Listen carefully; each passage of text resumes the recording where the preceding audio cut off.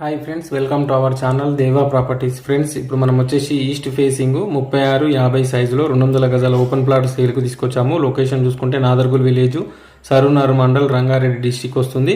Crystal clear title, crystal clear property. మనకు గురంగూడ నుంచి నాదర్గుల్ వెళ్ళే రోడ్కి, మెయిన్ రోడ్ ఏదైతే ఉందో పోస్టల్ కాలనీ ఉంటుంది, దానికి ఆపోజిట్లోనే ఉంటుంది. మనకు ఈ రన్నింగ్ రోడ్కి జస్ట్ 5వ బిట్ అవుతుంది.